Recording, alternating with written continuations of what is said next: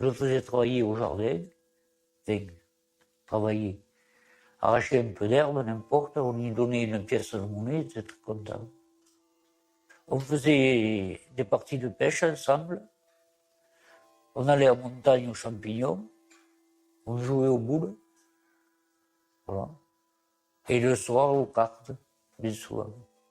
C'est un garçon qui était plus attiré par l'aspect technique, par les choses concrètes que par les études.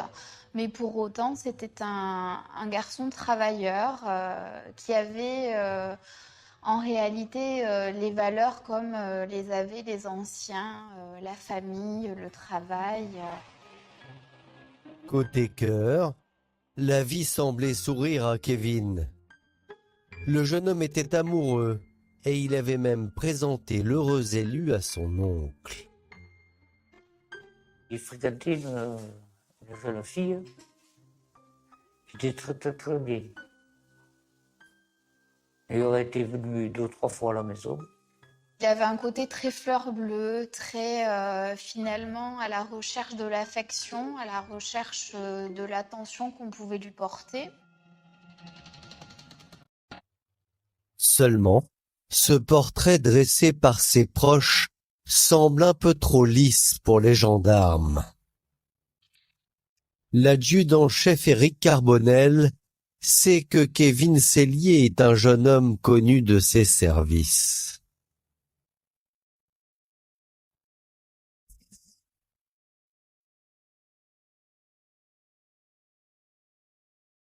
Kevin donc se découvre face à nous comme un petit délinquant appartenant à la petite et moyenne délinquance de Pamiers de Foix, et on s'aperçoit donc que dans les faits qui lui sont reprochés, il y a des actes de rébellion, il y a du vol à l'étalage, et il y a surtout du trafic de stupes, de la résine de cannabis à petite échelle.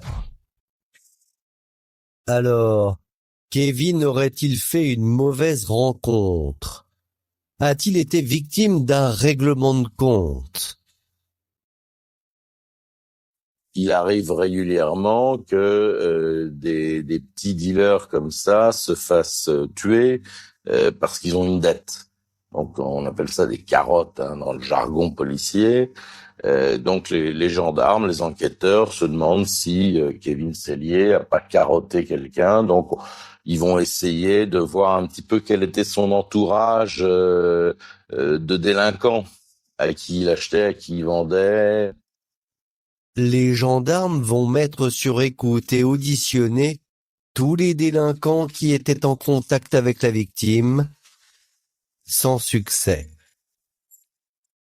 Ils doivent se rendre à l'évidence, Kevin n'a pas été victime d'un règlement de compte entre dealers. On est loin de l'adolescent violent et bagarreur qu'on a voulu nous présenter. On est simplement face à un jeune homme qui cherche de l'affection et de l'attention, qui effectivement va faire des bêtises, et bêtises qui vont avoir une importance relative puisque nous sommes dans un petit village où effectivement c'est de suite vu de manière beaucoup moins clémente que dans de grandes agglomérations. L'hypothèse du règlement de compte, effectivement, tombe assez rapidement. Et là, les questions se posent, qui, puisque si c'est pas dans cet environnement judiciaire, c'est pas la famille de Kevin, qui peut en vouloir à Kevin? Éric Carbonel décide alors d'interroger les amis proches de Kevin Sellier.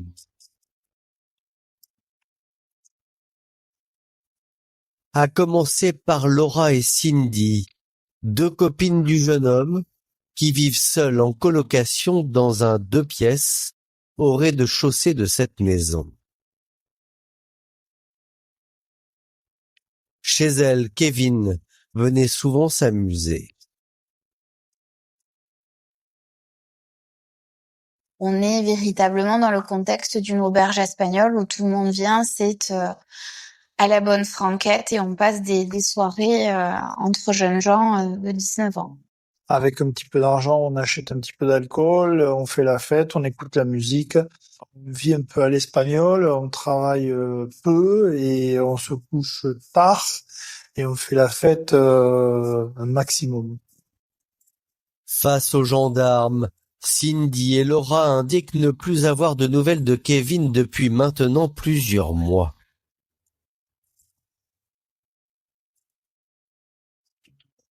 Avant de dire qu'elles l'ont pas vu depuis la date de la disparition et a priori qu'elles ont imaginé qu'il était parti à l'étranger, qu'il était peut-être parti en Espagne ou des choses comme ça.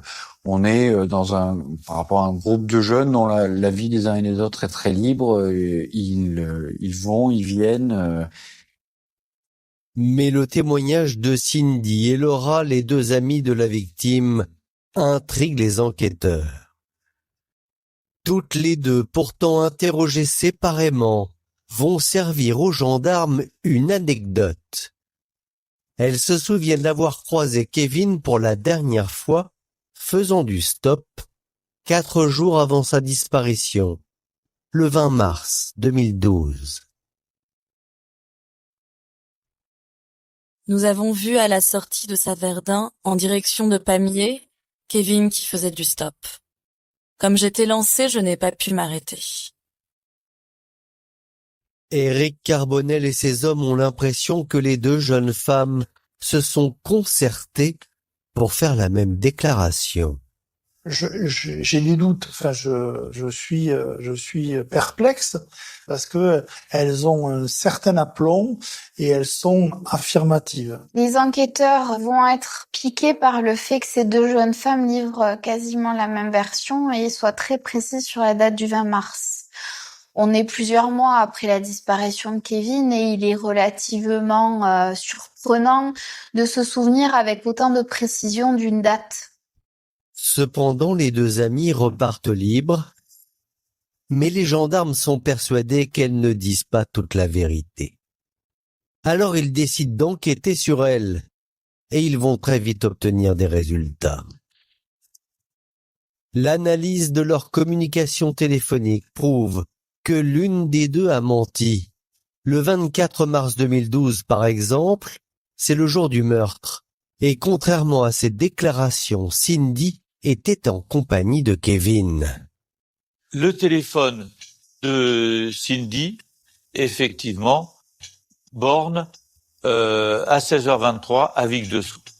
On s'apercevra que le téléphone de Kevin a bordé au même endroit, au même moment.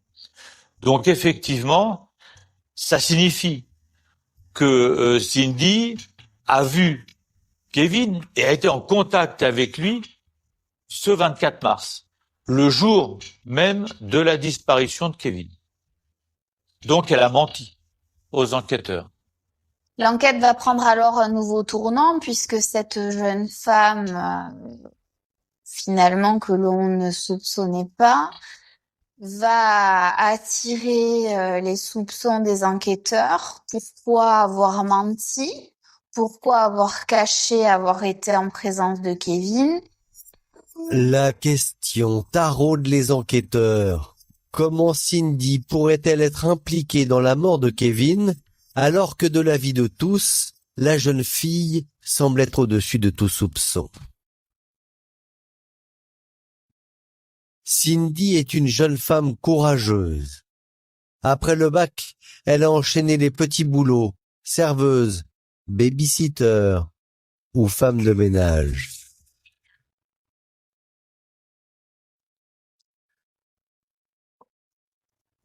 Elle est très volontaire. Elle travaille énormément. Elle travaille depuis qu'elle a 16 ans. Elle est aussi très intéressée par le rapport aux autres, par le soin aux autres. Notamment, elle accompagne sa grand-mère à Lourdes pour s'occuper de personnes handicapées. Elle a des valeurs qui sont très importantes et très présentes, des valeurs de travail et des valeurs familiales qui sont très ancrées en elle. Cindy a un environnement qui est relativement sain. Je veux dire, sa mère est remariée, mais son beau-père est quelqu'un d'exemplaire qui lui inculque les valeurs, qui la considère comme sa fille. Elle a une sœur, je veux dire, ça ne pose aucun, ça paraît être une famille modèle. Malgré ce portrait de jeune femme parfaite, les gendarmes pensent que Cindy leur cache quelque chose. Alors ils décident de la placer en garde à vue. Et aussi incroyable que cela puisse paraître, elle va directement s'accuser du crime. Ils vont être très surpris parce qu'à ce moment-là, elle va tout lâcher. Et elle va dire, OK, c'est moi. La jeune femme prétend avoir agi en état de légitime défense. Contrairement à ce qu'elle avait affirmé, Cindy avait bien vu Kevin le jour de sa disparition. Et elle n'était pas seule. Cindy nous indique donc qu'elle est au volant de sa voiture et qu'elle quitte la localité de Saint-Verdun. Et elle est en compagnie de Johan, un ami d'enfance avec qui donc elle a envisagé de faire une randonnée, voire après aller dans une fête sur le secteur de Vic-de-Sceaux. Elle avait préparé à cet effet du matériel et de quoi pique-niquer. Elle s'était emparée d'un poulet, d'un couteau pour le découper. Elle croise Kevin Sellier sur le bord de la route qui est en train de faire de l'autostop. Donc elle le prend. Devant les gendarmes, Cindy poursuit ses incroyables aveux. Ce jour-là, avec Johan, son ami d'enfance, et Kevin, elle aurait roulé une dizaine de kilomètres. Sur un chemin forestier, en haut d'une montagne, Johan lui aurait alors demandé de s'arrêter pour un besoin pressant. C'est à ce moment-là que Kevin Sellier aurait tenté d'abuser d'elle.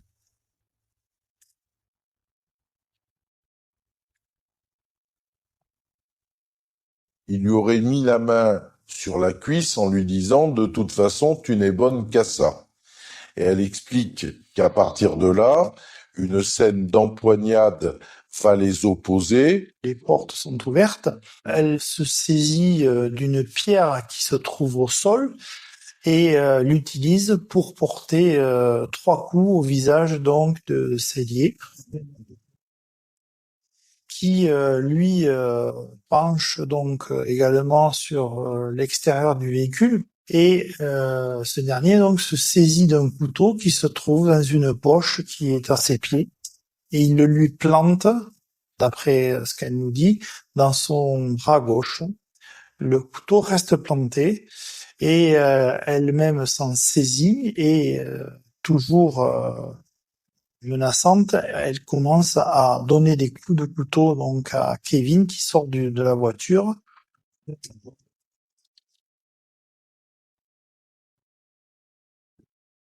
Elle le suit, elle lui emboîte le pas et elle finit effectivement de lui donner des coups de couteau qui l'achèvent.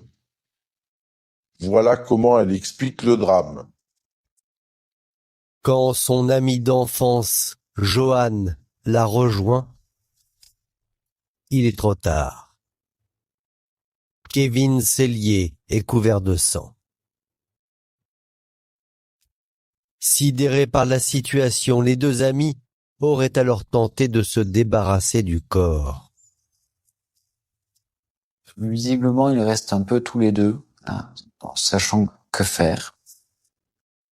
Puis, ils vont décider d'essayer de brûler le corps. C'est la raison pour laquelle Cindy va recouvrir le corps d'un produit inflammable et qu'elle va mettre le feu au corps.